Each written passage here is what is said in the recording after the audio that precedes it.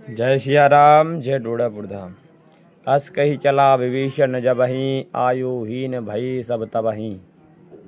क्योंकि जब जब संत कोई भक्त का अपमान होता है और वो जब जगह स्थान को छोड़ करके नाराज रुष्ट होकर के जाता है, यहाँ तक कि कोई भिक्षुक भी आपके द्वार से नाराज होकर के अगर जाता है तो आयु घटती है और परमात्मा घट घट में वास करने वाला होता है। संत के भक्त के ही बस में कहा जाता है भगवान होते हैं।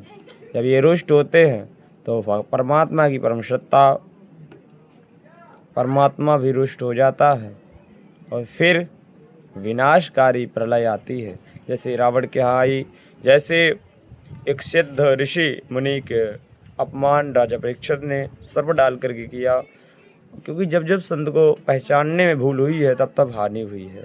जय सिया राम, जय डोड़ापुर धाम।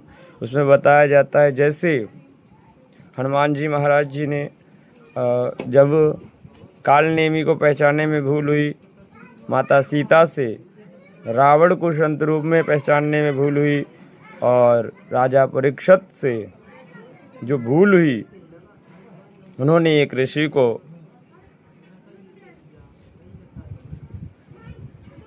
नकली भूल करके उनके ऊपर मृत सर्प डाल दिया। तो उसका परिणाम आपने देखा, श्रीमद् भागवत कथा में बताया जाता है।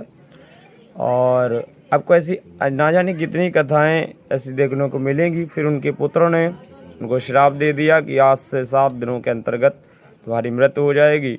तब नारद जी ने और कई ऋषियों ने श्रीमद् भागवत कथा के बारे में उनको बताया, अपनी कथा में सुना होगा। और उसकी तत्पश्चात 7 दिनों तक राजा परीक्षित जी ने श्रीमद् भागवत कथा का रसपान किया और अंत समय परमात्मा की प्राप्ति की, मोक्ष को प्राप्त किया। यहाँ तक कि देवता अमृत कलश लेकर के एक्सचेंज करने के लिए बोलते हैं कि ये अमृत, कि आप लोग इस अमृत को ले लीजिए और हमें श्रीमद् भागवत कथा का रसपान करने दें।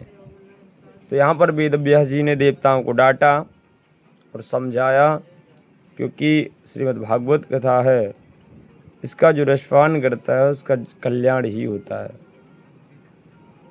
जय सिया राम, जय डोड़ापुर धाम। जब भी कोई प्रीत त्रिपिंडी श्राद्ध, यहाँ तक कि बिहार में पिंडदान करने पर भी उसका कल्याण जब नहीं होता है तो उसको मार्गदर्शन में श्रीमद् भागवत कथा का ही पाठ बताया जाता है। साप्ताहिक पाठ जब होता है, अनुष्ठान होता है, तो उसका पूर्वज मुक्त हो ही जाता है। यहाँ तक कि जब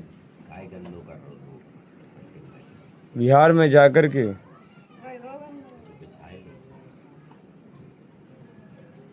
उसका पिंड दान किया जाता है तब भी संपन्न नहीं हो पाता है। जय सिया राम, जय डोड़ापुर धाम।